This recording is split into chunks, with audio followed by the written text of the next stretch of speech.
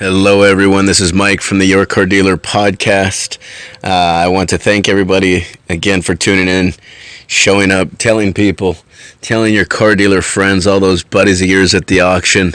You guys are standing up at the trough, getting ready to grub at lunch. You guys are talking. You guys know what you guys are talking about. Shoehorn in the old Your Car Dealer podcast next time. Giving you guys some great content. I'm going to slam in a conversation, a real nice conversation I had with a used car dealer that's really in a very, maybe not only a similar position than a lot of you guys, but maybe an identical position as you guys. He's down in Southern California. Great little dealer that's just getting his foot in the door, starting to kind of get things rolling. It's zigged and zagged along the way. I think a lot of you guys will appreciate some of the things that he's had to go through. And for good, bad, or indifferent, he was helpful enough to say, hey, I don't mind sharing my story.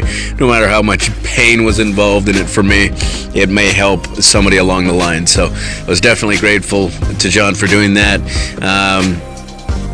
Other than that, got some other great content. If you hang until the end of the podcast, I've got some great content that I put out in a YouTube video last week. The video is doing fantastic, and I wanted to share that content to make sure that if anybody's didn't catch that piece of content, talked about pattern disrupts, sort of how to use that to sell more cars. So without further ado, we'll get into it. Yeah, this is Mike Ramos from Your Car Dealer Bun, inviting everybody onto the Your Car Dealer podcast again. We've got John Vo from Ascend Autos, and this is a real-life used car dealer in California that wants to share some of his stories, carving out the time to explain things to some of the newly licensed dealers out there, some of you guys that have great plans to get into the used car dealer business. John's definitely gonna explain some of the things that he's been through at this point. And John, without further ado, thank you so much first off for joining us and carving us into your Monday. Thank you for having me, Mike. Yeah, absolutely. I think more often than not, my first question is always, what the devil brought you into this business? Basically, I grew up loving cars and want to be around cars as much as I can. And I love to spread the love, too. Yeah. No, I know it. There's, it's funny, most of my customers, they kind of all say the same thing. They're kind of look at it from the same point of view. They all kind of have this passion for cars, and at the end of the day, they all seem to want to help people in some way. They have an affinity to try to see somebody that, when they see a problem, they like to fix it a lot of times.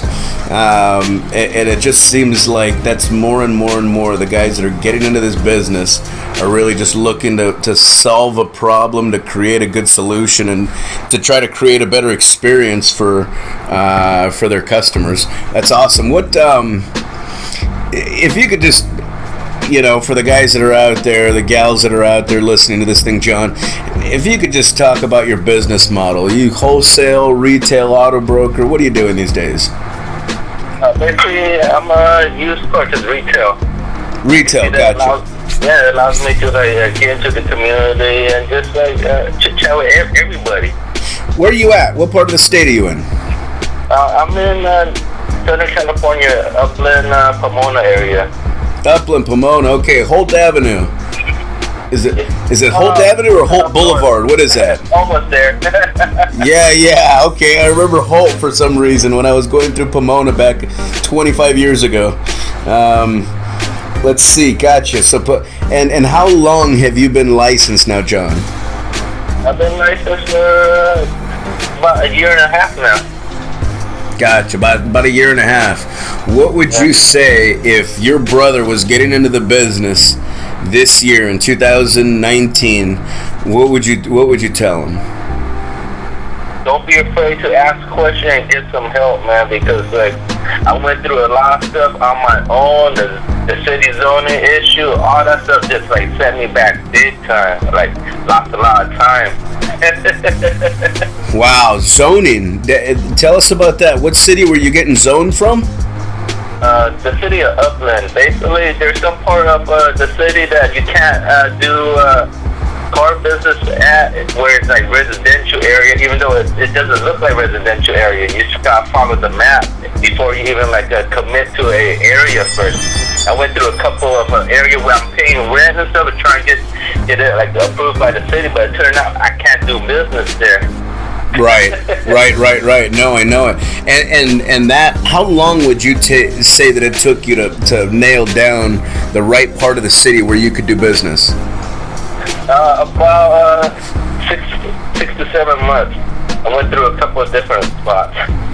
6 to 7 months. That's unbelievable. Wow, that's crazy. I can't stress enough. Like, if you're not sure of anything, you go ask an expert to help you. Wow, that is amazing. Were there any other? Was that your biggest hurdle, you think, in this whole process? Yes, besides like going through a relationship issue at that point, but the biggest hurdle is the zoning, for me at least. Right. You know what? You're not alone, because I've seen so many dealers that got the exact same issue with zoning.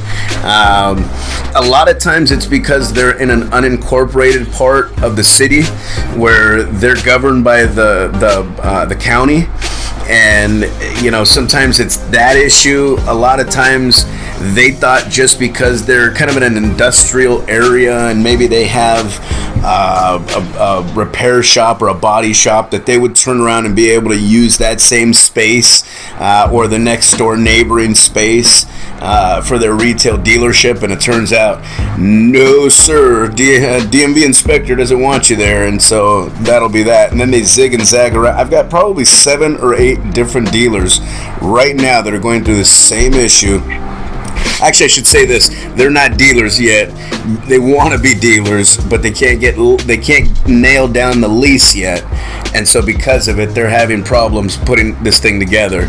So they've even gone through a lot of these other steps, right? Like I'm sure you did. You went through a lot of these other steps, and then at the end they get hung up on this other piece where, oh, this location didn't work after all.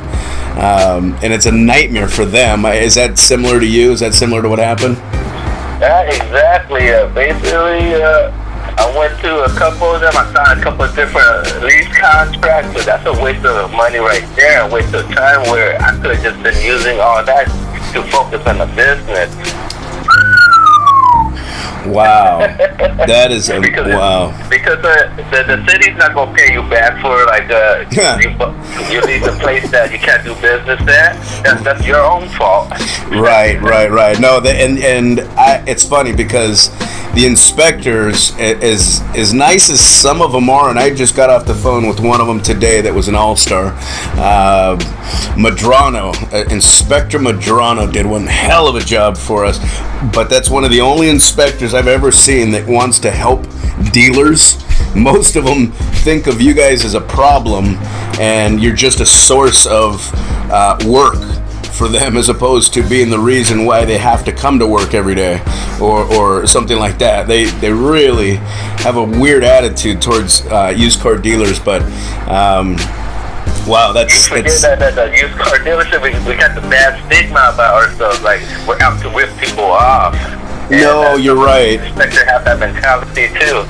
You know what? You're 1,000% right, because if you go back to, you know, even TV, there's always been that, you know, punchline where the used car dealer, here he comes, a slime ball, and it's some guy looking to screw somebody over, and that's, you know, it's cliche almost at this point, but it's cliche for a reason if you talk to the inspectors, because they have to deal with so many of these bad guys where over the years they've screwed You'd be surprised how many dealers have been kicked out of the industry for some reason or another because of unpaid claims, because they burned the DMV, they burned, the other dealers or the public. There's been so many different problems over the years where the inspectors, they're jaded. They're like, this guy's another one of these guys. It's a weird thing. They're almost like claims adjusters, where claims adjusters they never see the guys that go years and years and years without a claim. All they see are the people that actually have a reason for them to, have a claim adjusted. So they kind of have a weird little aspect or viewpoint to these things. And there you go. That was part 1 of 2 from my interview, my discussion with John Vo from Ascend Autos. This is Mike from Your Car Dealer Bond, telling you guys thanks again for telling a friend and mentioning it. Hit us a thumbs up. Participate here in the conversation by hitting that bell.